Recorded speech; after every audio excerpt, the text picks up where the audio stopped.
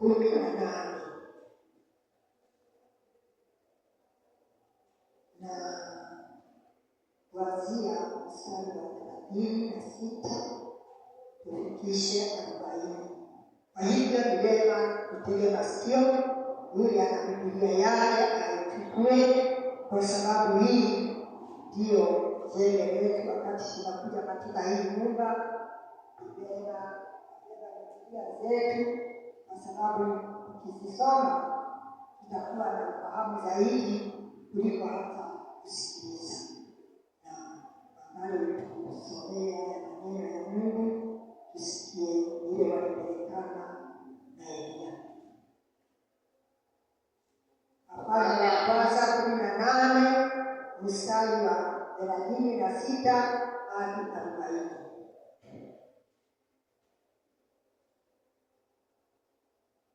Ikawa wakati wa kutoa dhabihu ya jioni, Elia nabii akakaribia akasema, Ee Bwana Mungu wa Ibrahimu na wa Isaka na wa Israeli, na ijulikane leo ya kuwa wewe ndiwe Mungu katika Israeli, na ya kuwa mimi ni mtumishi wako, na ya kuwa nimefanya mambo haya yote kwa neno lako. Unisikie, Ee Bwana, unisikie, ili watu hawa wajue ya kuwa wewe Bwana ndiwe Mungu, na ya kuwa wewe umewageuza moyo wakurudie. Ndipo moto wa Bwana ukashuka ukateketeza sadaka ya kuteketezwa na kuni na mawe na mavumbi, ukayaramba yale maji yaliyokuwamo katika mfereji. Na watu wote walipoona wakaanguka kifudifudi, wakasema, Bwana ndiye Mungu, Bwana ndiye Mungu. Elia akawaambia, wakamateni hao manabii wa Baali, wasiokoke hata mmoja. Wakawakamata, na Elia akawachukua mpaka kijito cha Kishoni, akawaua huko. Bwana asifiwe sana. Amen. Hapa ni wakati Elia wakati aliishi katika ile nchi ya Israeli, alikuwa nabii wa Mungu. Kwa hivyo kulikuwa na manabii wengine ambao walikuwa wakiabudu Baali, ndiposa wameitwa manabii wa Baali. Kwa hivyo akawa peke yake katika ile hali ya kushindana na manabii wa Baali. Na hii Baali ilikuwa imeletwa katika ile nchi ya Israeli, kwa sababu Waisraeli walikuwa waabudu Mungu. Lakini mfalme wa ile nchi ambaye ni Ahabu alikuoa mke ambaye alikuwa akiitwa Jezebeli, na yeye ndiye alitambulisha hiyo miungu ya Baali katika nchi ya Israeli. Kwa hivyo ikawa kama kupigana watu wa Mungu au nabii za Mungu na manabii wa Baali. Kwa hivyo hao walikuwa wengi siku zile, na tumesikia kwamba katika ile hali ya kumenyana wakaambiana kwamba tutengeneze sadaka na tuone. Yaani Elia akawaambia, tuone Mungu wenu na tuone Mungu wangu, ni nani aliye mkuu kushinda mwingine? Bwana asifiwe. Kwa hivyo wakachinja ng'ombe, wakaandaa madhabahu, wakailetelea mahali pale. Na katika ile hali ya kuchinja ng'ombe ni kuwa na nyama ambazo moto utawaka uteketeze, na ikiteketea dhabihu itakuwa imekamilika. Bwana asifiwe sana. Kwa hivyo manabii wa Baali wakachinja ng'ombe zao, wakaandaa madhabahu yao kama vile walikuwa wakiangalia Mungu wao wa Baali. Kwa hivyo wakawa katika ile hali ya kuita Mungu wao, wakaitana hata ikafika jioni. Mchana yote ilikuwa kuitana, na neno linasema kwamba hata walikuwa wakijikatikati ili Mungu wao awasikie, akuje aweze kulete moto iteketeze ile dhabihu. Lakini kufikia jioni hakuna bahari alikuwa amefika mahali pale. Kwa hivyo hiyo dhabihu haikukamilika, ikakaa pale. Na ndiposa Elia akawaambia kwamba sasa imefika jioni, sasa mniachie, ni wakati wangu. Mmeomba Mungu wenu na hawakuwasikia. Kwa hivyo hata kuomba Mungu wangu naye atafanya nini? Wasikie. Na ndiposa hapa naye alikuwa anatengeneza dhabihu yake, amechinja ng'ombe, anatengeneza kuni na mawe, amewekelea zote. Na alafu naye alikuwa nao akawaambia kwamba mchote maji, Mungu ajilie. Wakamwagilia maji mengi, na katika ile hali ameandaa dhabihu yake, ameandaa kila kitu na maji imewekwa mingi. Sasa ni kumwita Mungu wake. Na ndiposa hapa anasema kwamba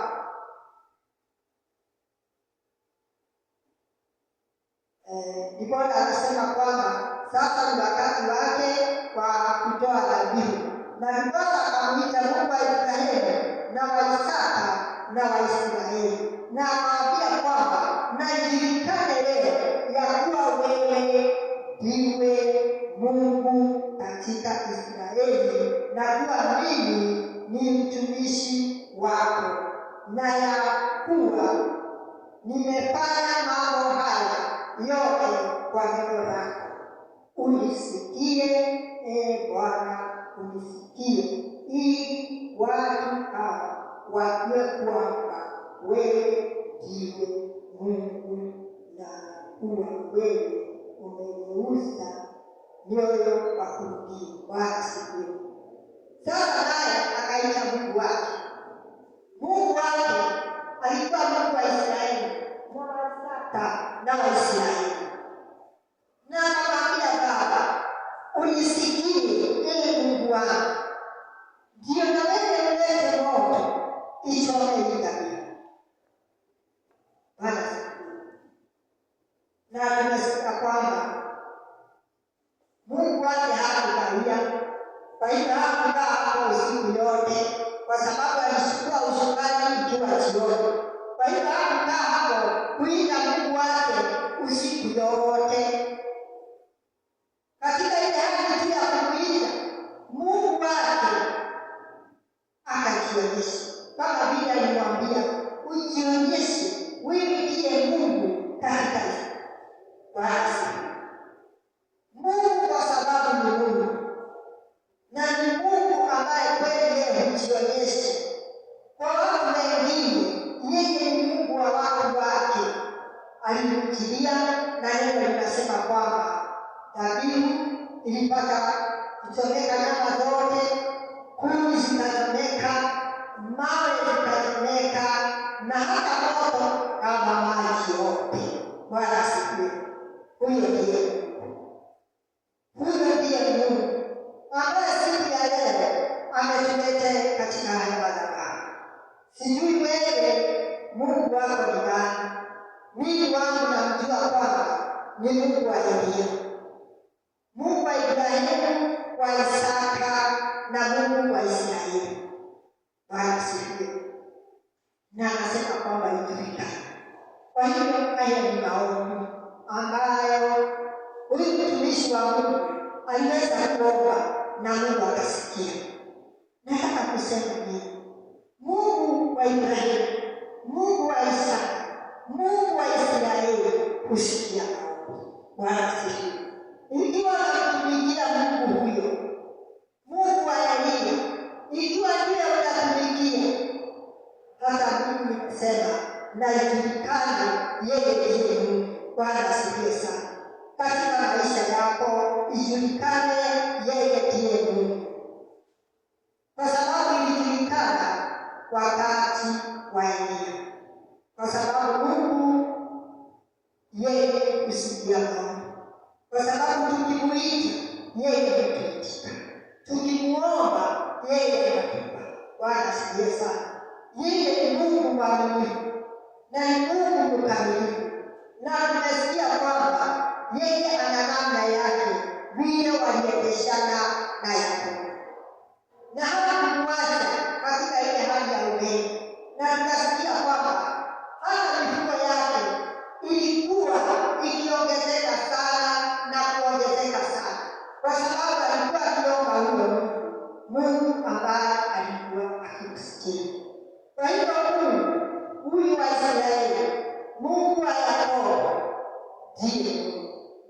asifiwe. Na ni Mungu ambaye husikia maombi. Kwa hiyo akalete moto ukaramba hayo maji yakaweza kuisha. Na kutoka pale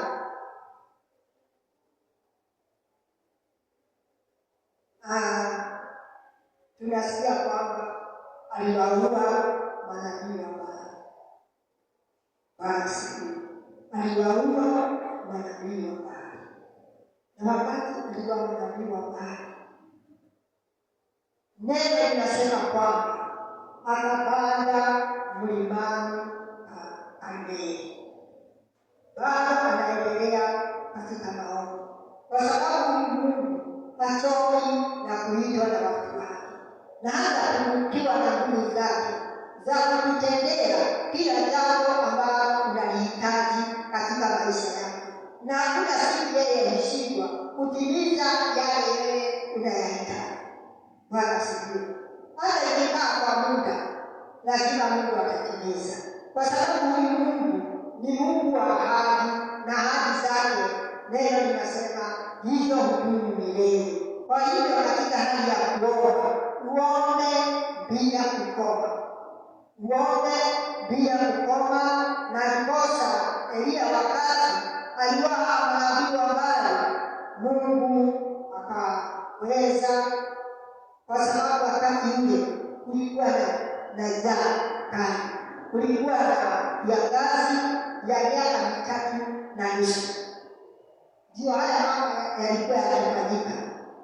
Kwa hivyo kwa sababu alisema, wewe Mungu ujionyeshe kwangu mimi ni mtumishi wako. Kwa hivyo pia alisaidia na akampa nguvu ya kuua hawa watu wote, kwa sababu manabii wa Baali walikuwa 450. Bwana asifiwe. Sijui hata kama ni wewe siku ya leo ungeweza kupambana na hawa watu wote. Ametufanya uogope na ufadhaike, lakini kwa sababu yeye alijua Mungu wake, Mungu ambaye alikuwa akimhifadhi, Mungu ambaye alikuwa akimlinda. Bwana asifiwe. Akamsaidia kuwaua manabii wa Baali 450. Bwana asifiwe. Mungu ni mwaminifu, kwa sababu Mungu ndiye mwenye kutupigania vita. Ndiposa anatuambia tusifadhaike na tusiogope, kwa sababu yeye akiwa upande wetu hakuna siku tutashindwa. Bwana asifiwe. Hakuna majaribu itakuangusha, hakuna shida zitakurudisha nyuma. Bwana asifiwe. Atakupa nguvu za kuendelea. Kwa hivyo akawa na nguvu ambazo zilitoka kwa Mungu wake. Mungu mkuu wa majeshi yote akawaua hao watu mbele ya Ahabu ambaye alikuwa mfalme, na yeye pia alikuwa Mwisraeli, na tunasikia kwamba alikuwa ameoa mama ambaye alikuwa akiitwa Jezebeli, mwoji wa sanamu, au alikuwa mwita Baali. Bwana asifiwe. Kwa hiyo hata na yeye aliweza kuingishwa katika ile hali ya kuabudu Baali, na mbele ya macho yake aliweza kuwaona hawa manabii wakiuliwa na Elia, na hakufanya kitu. Bwana asifiwe. Kwa sababu Mungu akiingilia vita vyake, na kama vile alimwambia Yesu, hakuna mtu atasimama mbele zake. Kwa hiyo hata Ahabu hakusimama mbele ya Elia, na alikuwa mfalme ambaye anatembea na jeshi lake likiwa na silaha. Kwa hiyo hakuna hata mmoja aliweza kuuliza swali au kumwangamiza Elia, kwa sababu alikuwa kwenye mkono wa Mungu ambao ulimlinda. Bwana asifiwe. Akafanya haya mambo na akaishia mbele ya macho ya Ahabu, na hakuna jambo kufanya. Bwana asifiwe. Kwa sababu ambaye alikuwa na yeye ndiye mfalme wa wafalme. Kwa hiyo Mungu alikuwa upande wetu, na tukikubali sisi, kwa sababu sisi tutakubali, ni sisi tutampa hiyo nafasi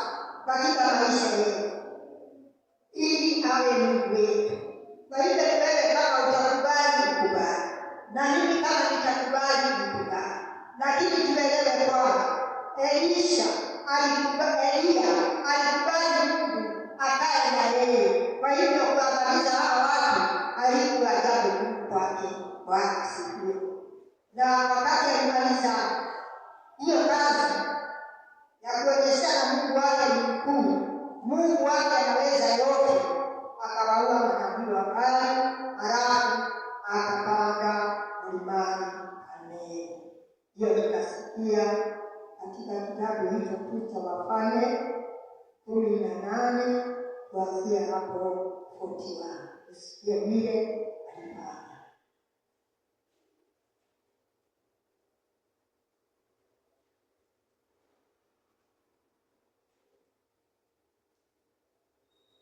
Naye Dina akamwambia Ahabu, "Inuka unywe, kwani pana sauti ya mvua tele."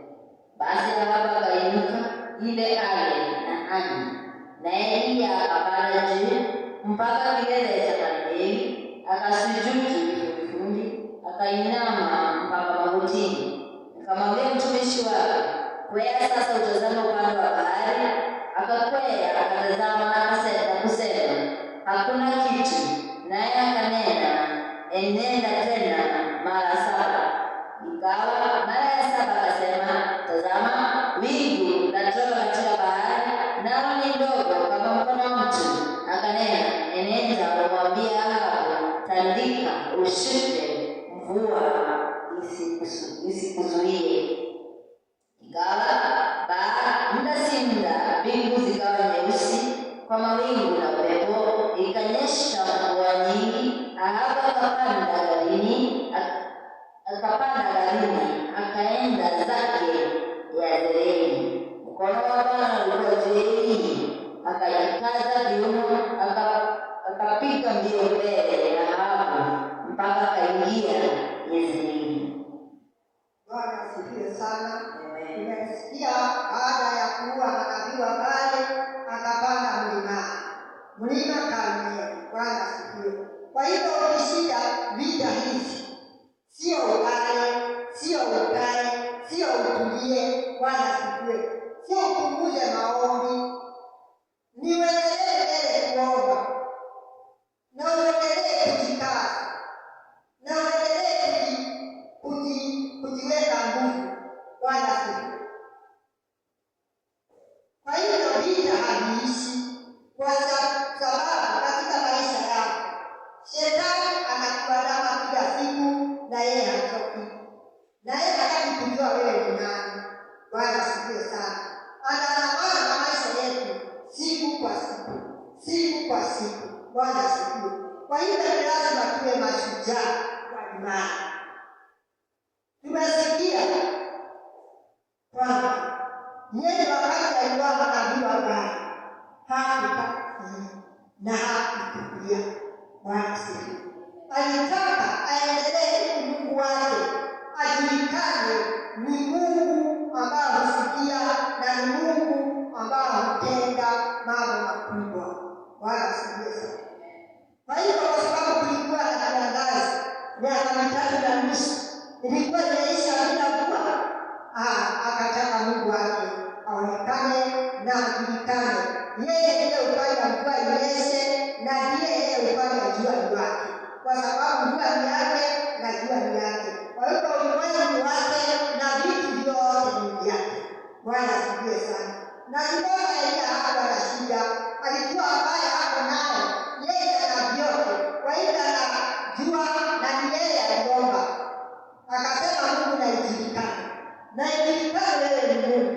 Wacha hii mvua isinyeshe, na Mungu akatimiza. Sasa imefika wakati mwingine. Kwa hivyo katika maisha yake hakukaa bila kuomba, aliendelea kuomba, akapanda mlimani Karmeli, na wakati alienda pale alienda kuomba. Kwa hivyo mambo yakiwa mazito na yakiwa mepesi, wakati wote ni wakati wa kuomba. Ninanena habari ya maombi kwa sababu ni wakati wa kuanza mwaka.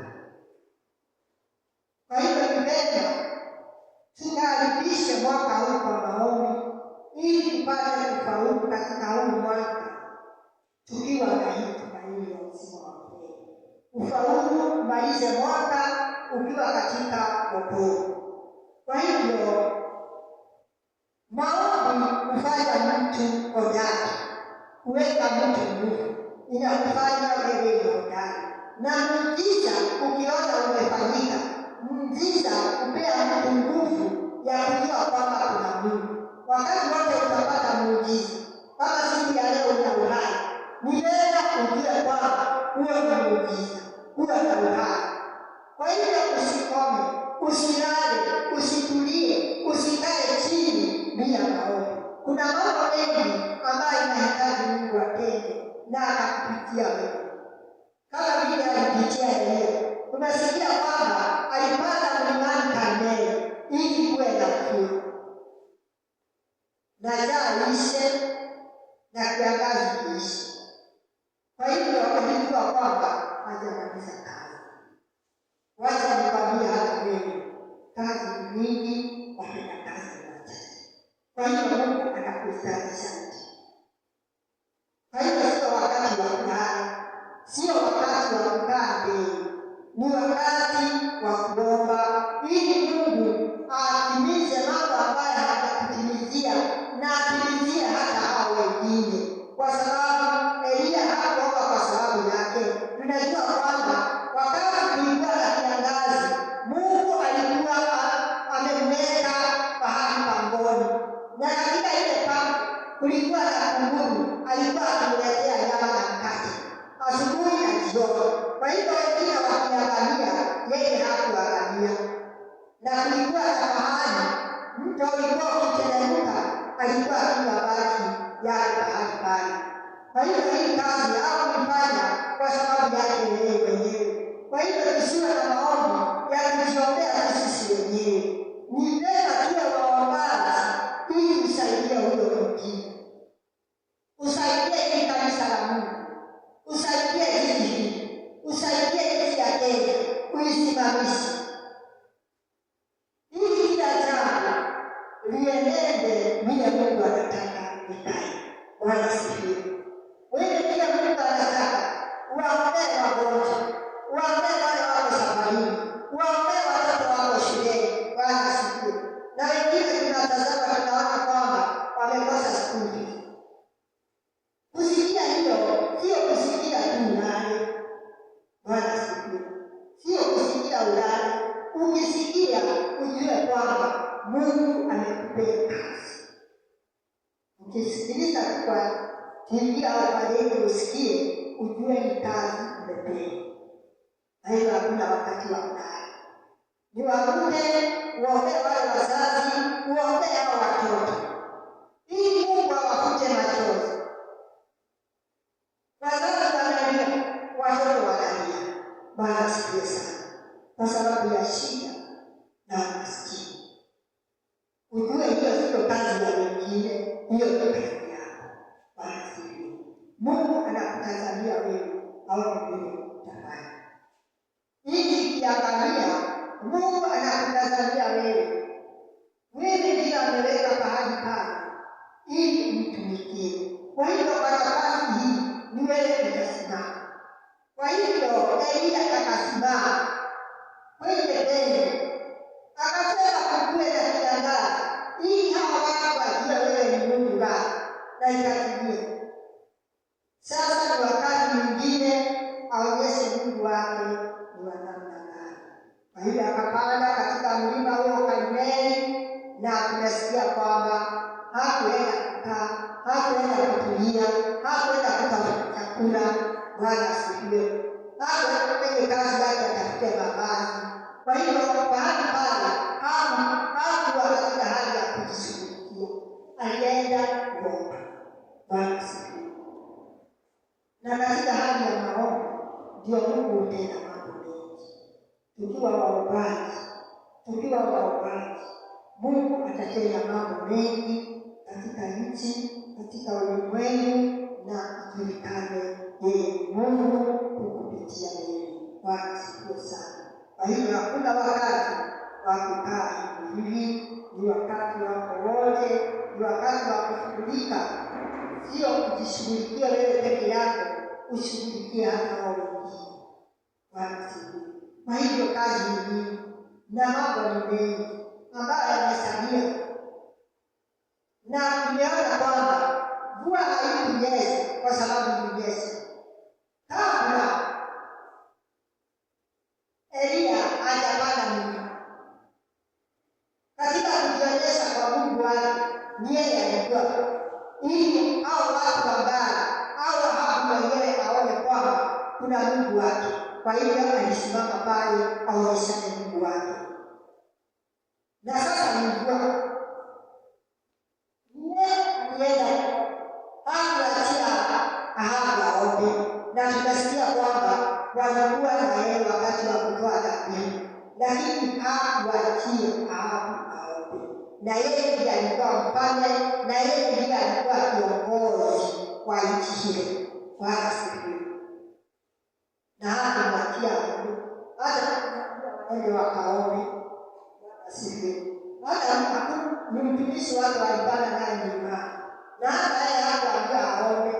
Bwana asifiwe. Neno linasema kwamba aliomba akatuma mtumishi, enda uangalie kama kuna kitu. Akarudi akamwambia sijaona. Akamwambia rudi tena. Kumwambia rudi tena, Elia anabaki kwenye magoti. Tumesikia kwamba alikuwa akipiga magoti na kuweka kichwa chake kwa miguu yake. Kwa hivyo ni kuomba aliomba, sio kucheza alicheza. Bwana asifiwe sana. Akaja tena akamwambia sijapata kitu. Alirudi mara ya 7 ndiye alikuja na ripoti ameona hii ndogo. Kwa hivyo si uombe leo ukose majibu wake. Bwana asifiwe. Uombe kesho uone hakuna majibu. Uombe mwaka mmoja uone hakuna majibu. Uombe miaka 2 uone hakuna majibu. Sasa uanze kuomba. Uanze kuacha. Uanze kuwa mbali na Mungu. Kwa sababu wakati unaacha kuomba, unaenda mbali na Mungu. Lakini ukiwa katika hali ya maombi, unamkaribia Mungu kwa sababu ndiye unanena naye. Na unataka majibu kutoka kwake. Kwa hiyo katika hali ya kuomba, ni kumkaribia Mungu, kumkaribia na kumkaribia. Kwa hiyo tutasikia kwamba alikaa katika hali ya maombi, mara ya 7 ndio ukaja jibu. Basi kwa hivyo usishangae umeomba miaka 8. Usishangae umeomba wiki ngapi. Usishangae umeomba miezi na ujaona jibu. Ni uendelee kuomba. Uendelee kuomba.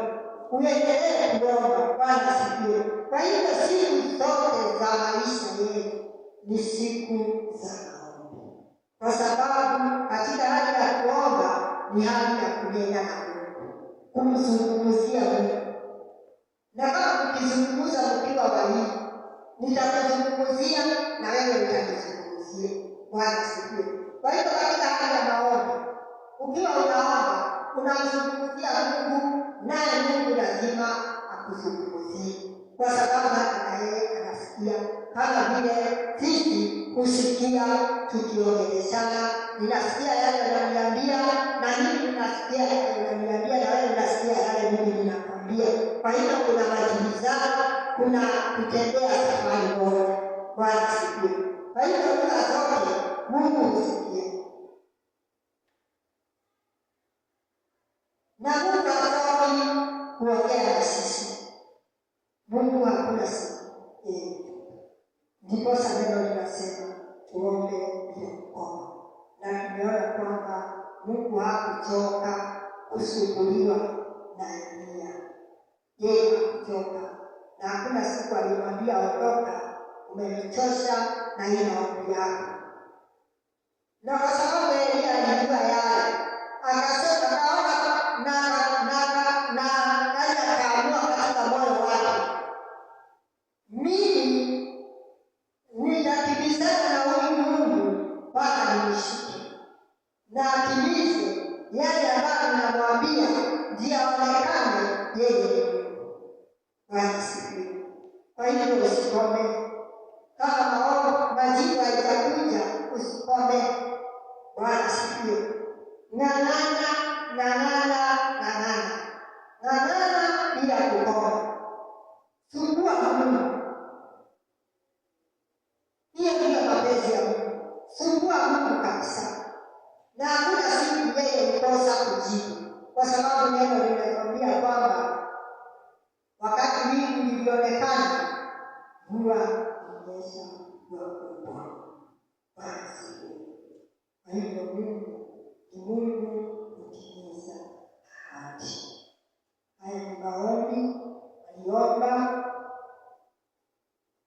mwili ikateketea. Akaomba maombi mengine, mvua ikanyesha, na kuna mengine ambayo alikuwa ameomba hapo mbele. Wakati alienda kukaa kwa yule mama wa serikali, aliweza kuomba pahali pale tusikie katika Wafalme huo wa kwanza 17:17.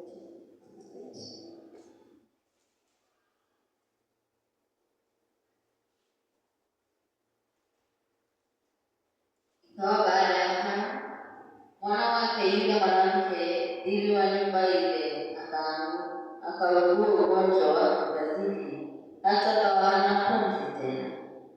Akamwambia Eliya, nina nini nawe, mtu wa Mungu?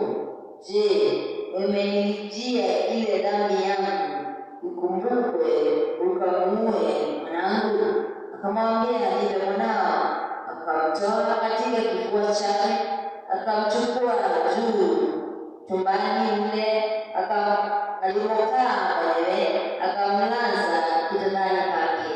Akamwomba Bwana, akanena, Bwana Mungu wangu, je, umemtenda mabaya mjane huyu ninayekaa kwake, hata kumvisha mwanaye?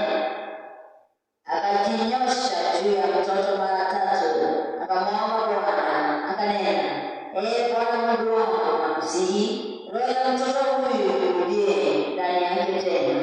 Bwana akasikia sauti ya Eliya, na roho ya mtoto ikamrudia, akafufuka. Bwana asifiwe. Amen. Asifiwe Bwana. Amen.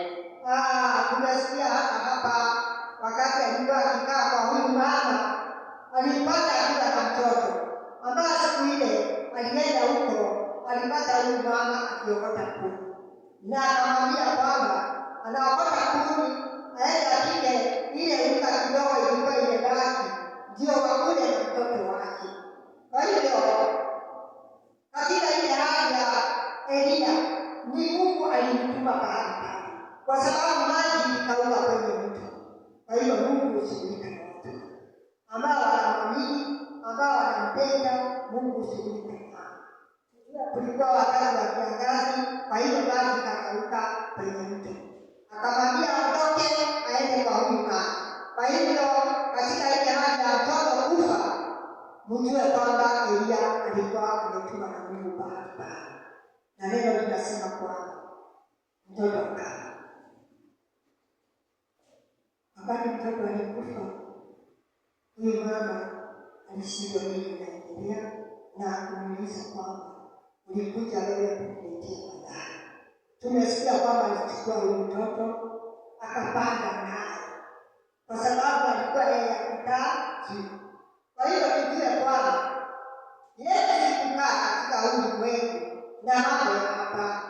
Yesu ni kupanda ili tufikie Mungu, ni kuinuka kwa maombi tufikie Mungu. Kwa hiyo neno linasema kwamba alichukua mtoto akapanda naye.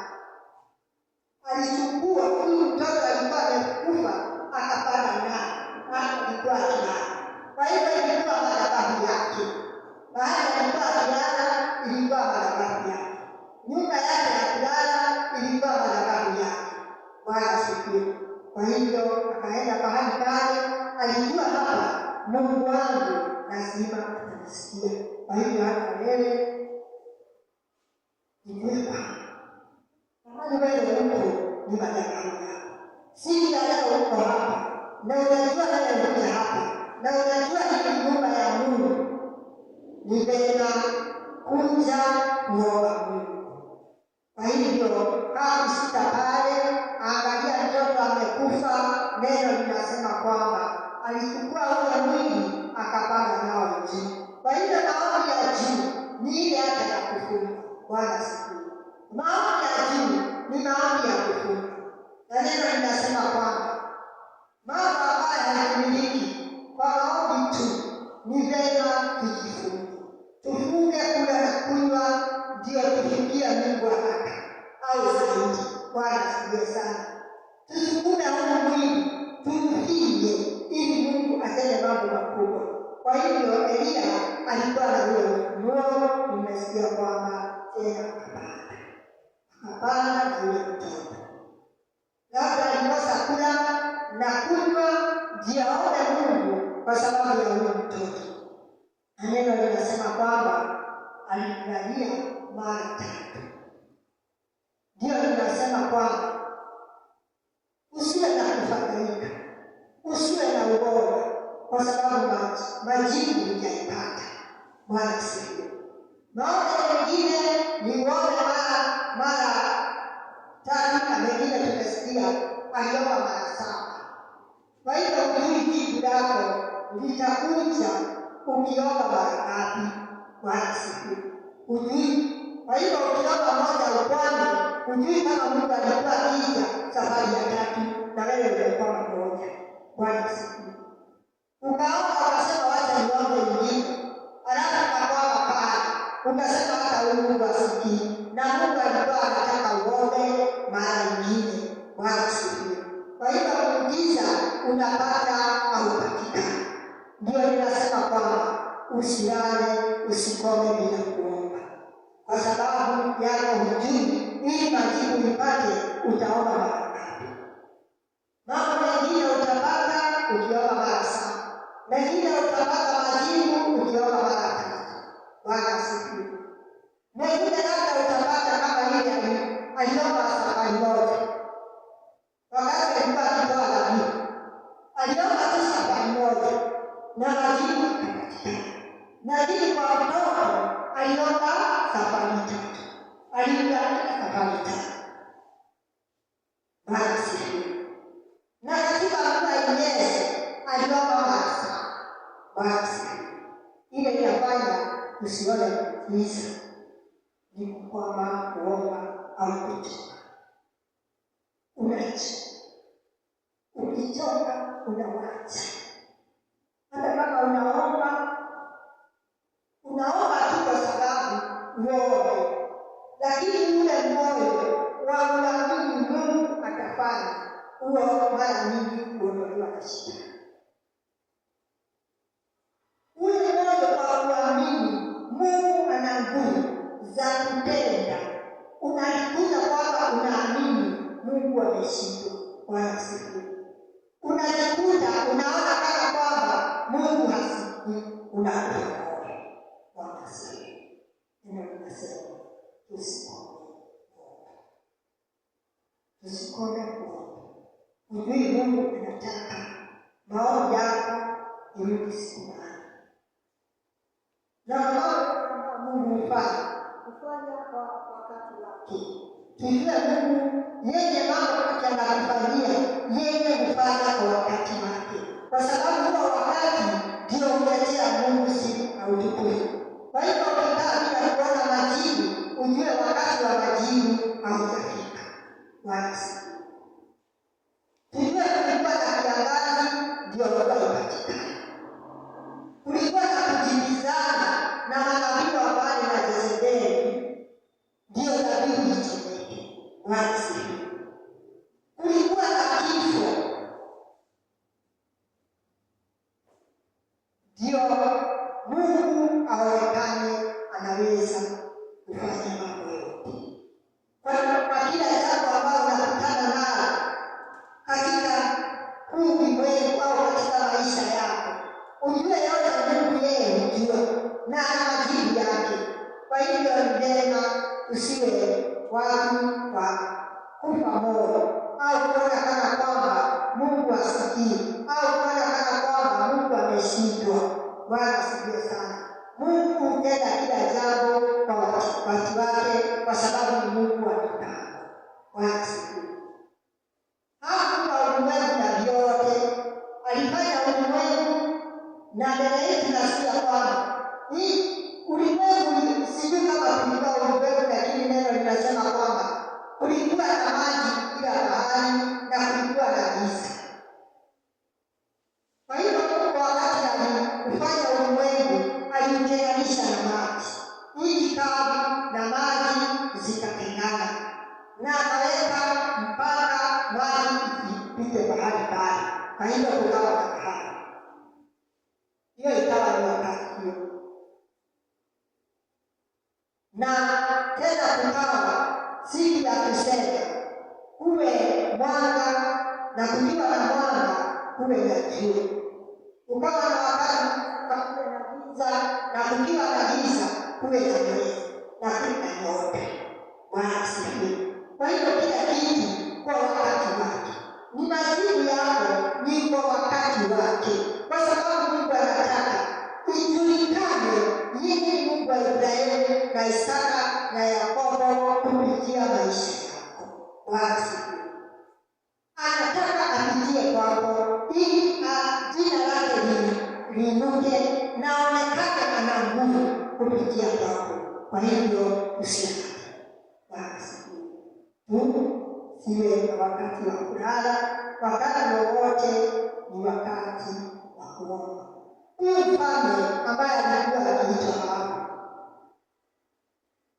alifanya mambo mengi sana ambayo yalikuwa ni mambo mabaya, lakini tujue kwamba Elia wakati alikuwa huyo mtoto na alirudi tena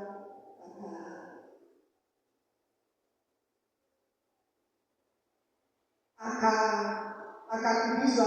Wakati alikuwa anakimbizwa pale, alirudi akakimbizwa sana na Yezebeli, kwa sababu Elia wakati alishuka alienda akaambia Yezebeli kwamba manabii wamekufa wote.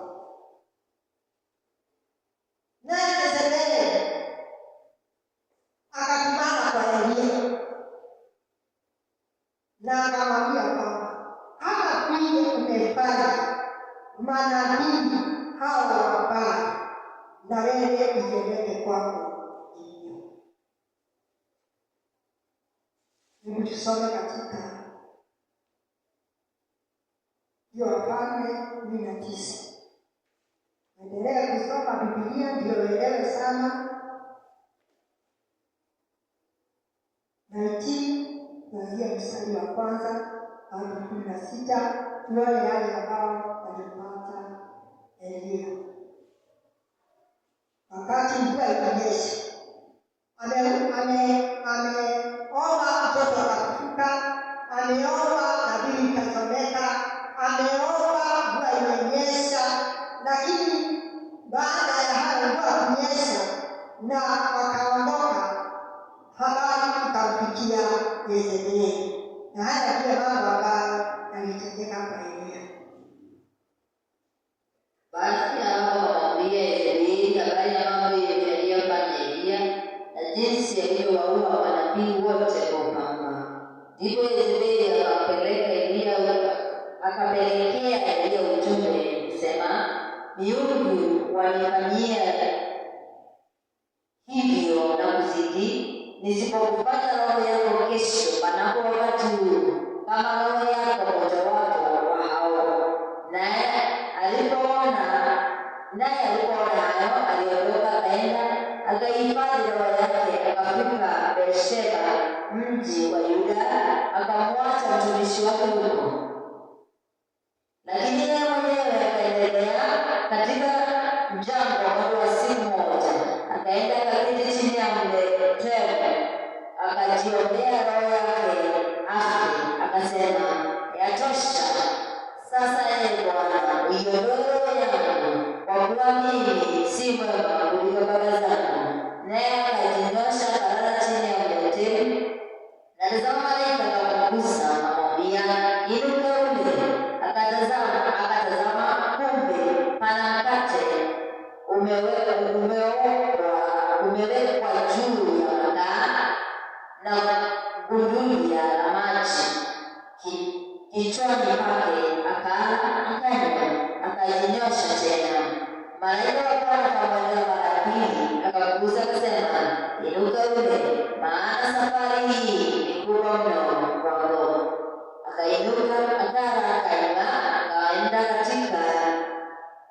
akaenda katika nguvu za chakula hicho siku 40 mchana usiku, hata akafika Rehobu mlima wa Bwana.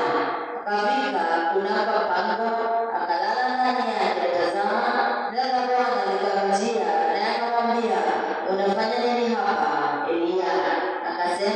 niliona wivu mwingi kwa ajili ya Bwana Mungu wa majeshi, kwa kuwa wana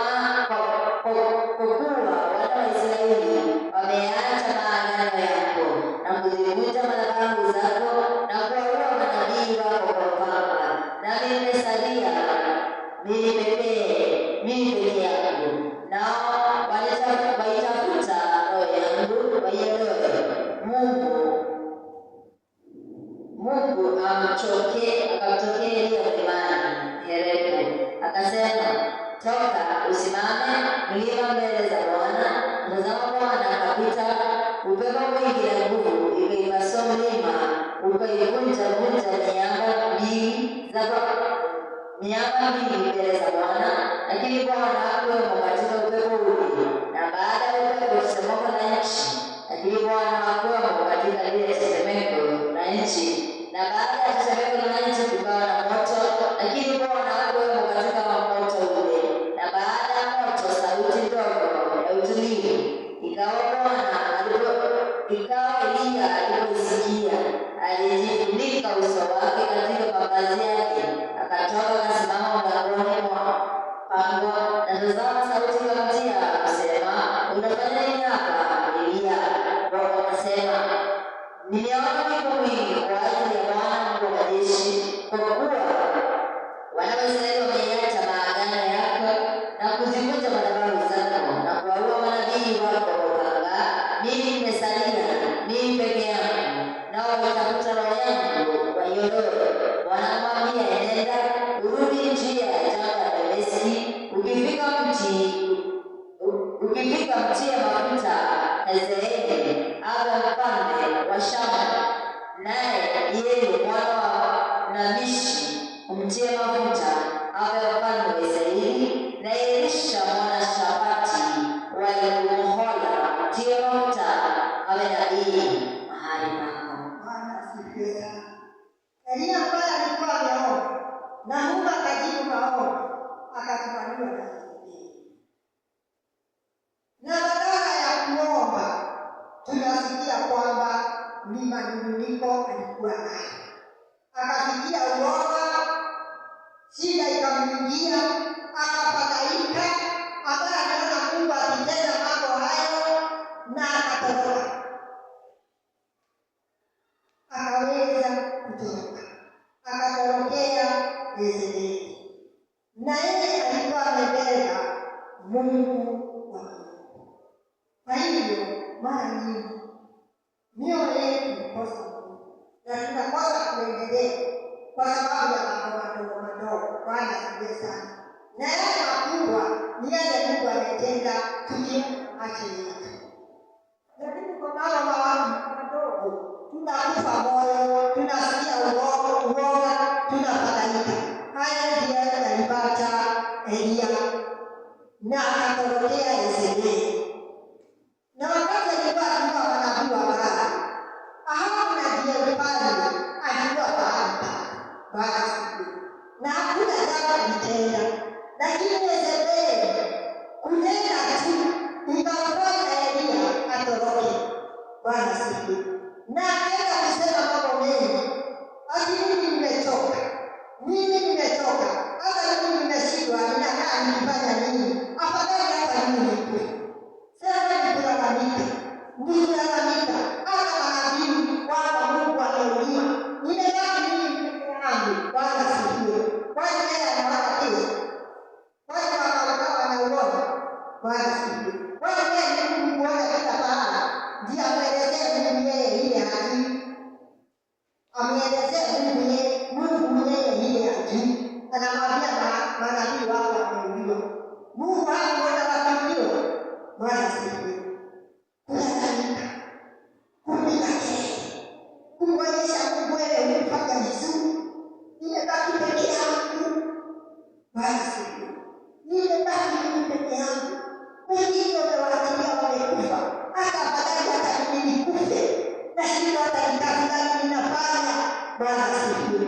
Hiyo ndiyo adhabu ya kuogopa na kuhangaika. Hakukimbia kwake na kutoroka, Mungu akamfuata, hakumwacha. Akamwambia kwamba ondoka uende uniteulie mtumishi wako. Kwa hivyo nafasi yake ikachukuliwa na Elia na Elisha. Nafasi yake ya unabii ikachukuliwa na Elisha. Kwa hivyo tukiwa watu wa kulalamika, watu wa kupigia Mungu mbele, watu wa kuona kushinda, watu wa kuona kuanguka, tukijipata sisi ndio ovyo. Bwana asifiwe sana.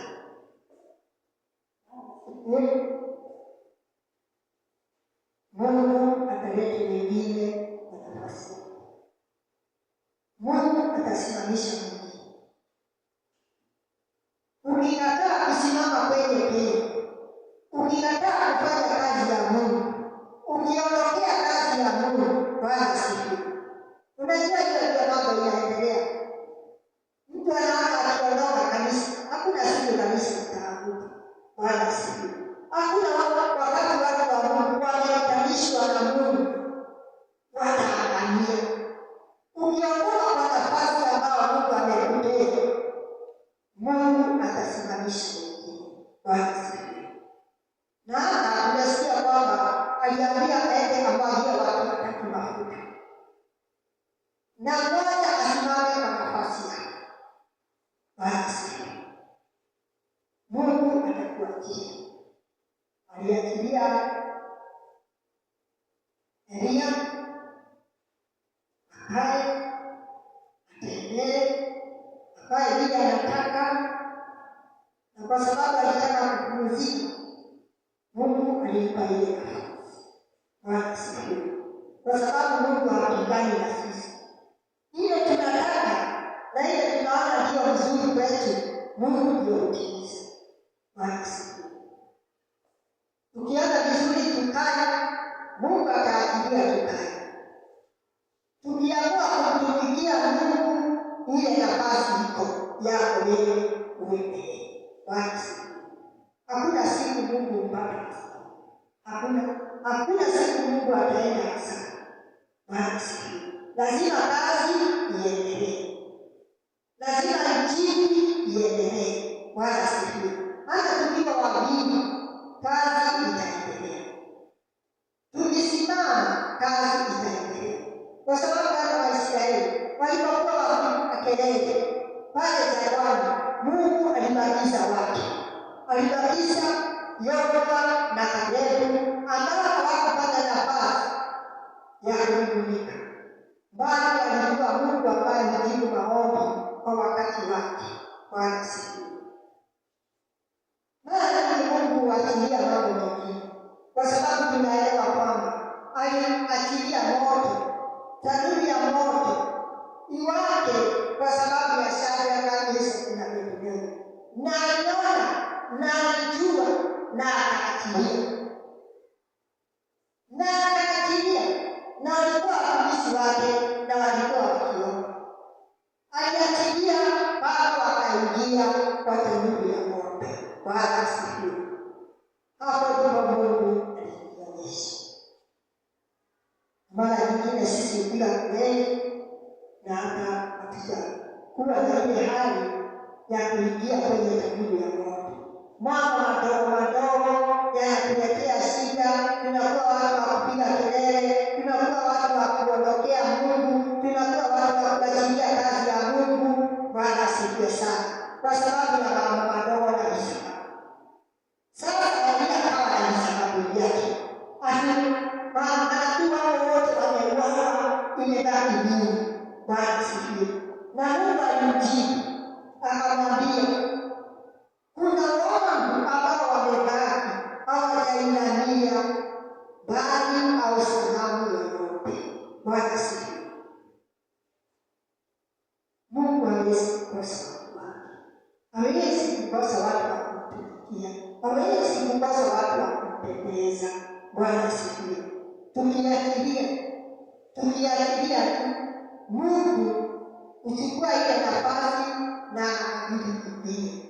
Tulizaliwa tukakuta injili inaendelea, na sisi tutaenda nayo mpaka hadi tutafika tuachie wengine waende.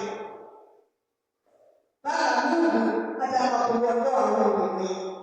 Hapo ndio injili itaishia. Lakini kama ulimwengu utaisha, tutaenda nayo sisi tuondoke, tuache wengine wakiendeleza. Basi kwa hiyo hakuna siku Mungu huenda sana. Elia akasikia yeye hawezi tena. Akisikia yeye hawezi tena, Mungu akamwambia enda ukatue mwingine. Na hapa katika kitabu cha hizo za Wafalme, huyo mfalme Ahabu, wacha hiyo nielezee, lakini iko katika kitabu cha Wafalme hiyo 1:21 kuanzia mstari wa 20 mpaka 29. Ahabu alikuwa ameua Nabothi na akachukua shamba lake. Kwa hiyo akatumwa kwamba ataondoka, akakufa aende amwambie vile Mungu atamfanyia Ahabu. Lakini neno linasema kwamba Ahabu hata alikuwa vile alikuwa mbaya, vile alikuwa mwovu, vile alimwasi Mungu, vile alitenda mambo mabaya. Alizinunua nguo zake, akalalia magunia, akavaa mengine, akaomba na Mungu akabadilisha. Akasema kwamba haitatendeka kwa wakati huu, lakini wakati wa watoto wako itatendeka. Mungu akabadilisha kwa sababu ya kuomba. Na sisi tukiacha kuomba, tukianza kushikilia kazi, tukikosa kushikilia nchi, tukikosa kushikilia wengine, tukikosa kuwaombea, tukikosa kufanya hii na kuwasaidia na nini, Bwana asifiwe sana, atachukua hata wale waovu. Kuona leo wale wanatenda mambo maovu kwa sababu alisikia maombi ya Ahabu. Mungu atawaangalia na kuwaokoa na kuwalete kwa nafasi yako. Kwa hivyo neno linasema kwamba tuendelee kuomba bila kuomba. Na katika kitabu cha Luka 11 mstari wa 5 mpaka 13, nikumalizia ninamalizia. Yaani kwa hivyo anatoa huyo kusoma ndio bahari kubwa.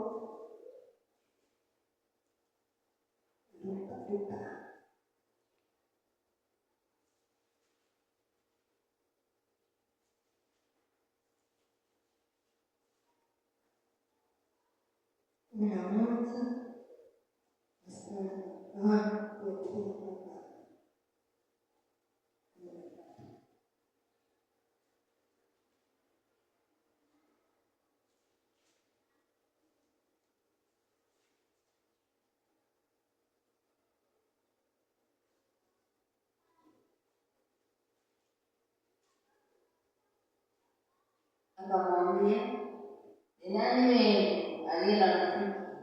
Akamwambia, usiku wa manane, akamwambia, rafiki yangu nikopesheni kati ya vitatu, kwa sababu rafiki yangu amefika kwangu, akatoka safarini, nami sina kitu cha kuweka mbele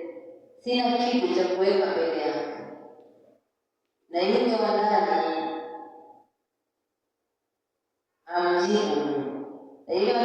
amjibu akisema, usinitaabishe, mlango umekwisha kufungwa, nasi tumelala kitandani, mimi na watoto wangu, siwezi kuondoka nikupe. Na kuambia kwamba ijapokuwa huondoki umpe, kwa kuwa ni rafiki yake, lakini kwa vile asivyoacha kumwomba, ataondoka na kumpa kadiri ya haja yake. Nami namwambia, ombeni nanyi mtapewa, tafuteni nanyi mtaona, bisheni nanyi mtafunguliwa. Kwa kuwa kila ambaye hupokea, naye atafutaye huona, naye abishaye atafunguliwa. Maana ni yupi kwenu aliye baba ambaye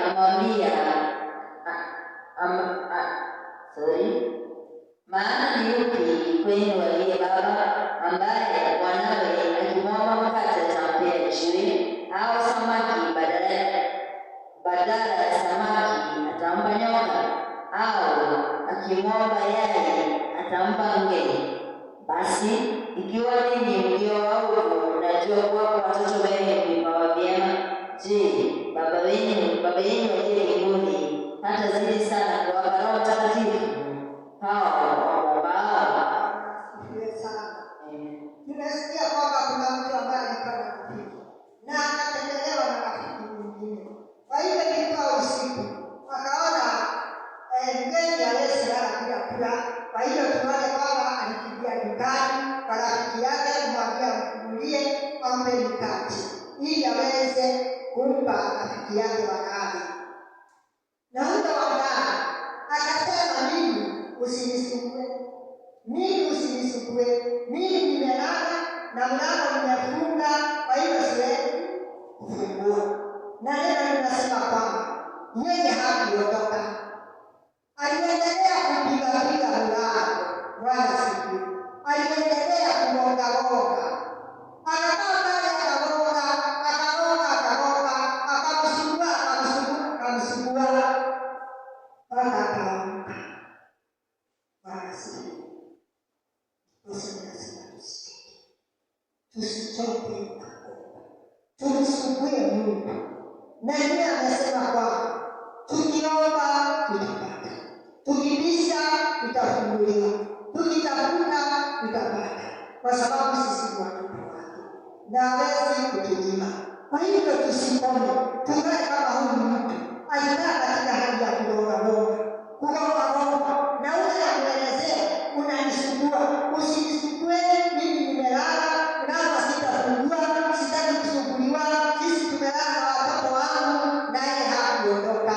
Bwana asifiwe sana. Na wewe usiondoke kwenye magoti. Bwana asifiwe. Usikose kumwomba Mungu, usikufe moyo. Bwana asifiwe. Lazima kuweka chini. Kwa hiyo aliondoka kufungua na kumpa mikate. Akawaza kama amesirika, lakini huyu mikate amepata na ameondoka naye. Kwa hiyo haja yake imetimilika. Bwana asifiwe. Naye Mungu ni mwaminifu, na ndiye anauliza, kama nyinyi mnawapea watoto wenu vizuri na nyinyi ni wabaya, na nyinyi mkiniomba na nyinyi ni watoto wangu, kwa nini ndio siwezi kuwatimizia? Mimi ndio siwezi kuwapa, mimi siwezi kuwashughulikia kwa haja zenu. Bwana asifiwe. Kwa hivyo ni mwaka uko nao mpya, tuendelee katika hali ya maombi na tusitoke, kwa sababu Elia wakati alishoka na asikia ni mdhaifu na hawezi tena kuendelea, akamwambia Mungu amuoe. Na Mungu alifanya hivyo, kwa sababu hakuenda siku nyingi, nafasi yake ilipatiwa Elisha, na yeye akaenda pahali alikuwa kitakani. Maombi yote Mungu hutimiza. Mbarikiwe sana na kunisikiliza leo wakati wote na kuvumilia. Mungu awatende mema. Hebu tuombe ili tuweze kumalizia ibada. Karibu mgeni, mwingine karibu, tunakupenda na tumefurahi sana kwa kututembelea. Mungu akutende mema na akubariki sana. Hii ni nyumba ya Baba wetu na imekaribishwa kila mmoja. Bwana asifiwe sana. Imekaribishwa kila mmoja, na yule anakaribia hata Mungu atakaribisha. Bwana asifiwe. Kwa hivyo ubarikiwe na Mungu akutende mema. Karibu sana, ni nyumba ya kila mmoja, kwa sababu ni nyumba ya Baba wetu na utabarikiwa. Na hivyo wengine Mungu awabariki, awatende mema kwa kunisikiliza wakati huo wote. Sikuweza kumaliza ujumbe kama Mungu hajamaliza vile alikuwa akitaka ninene. Kwa hivyo hata kama muda umeenda, ujumbe wa Mungu mara nyingine huwa mfupi, mara nyingine huwa mrefu. Kwa hiyo lazima tukubali. Bwana asifiwe. Kwa sababu tulikuja hapa tukubali vile Mungu atatuambia. Tulikuja hapa tutii na tusikilize vile Mungu anataka. Kwa hivyo hatukai kwenye mipango yetu. Siku zote lazima tujipeane kwa Mungu. Tujipeane kwa Mungu vile anataka na sisi atende.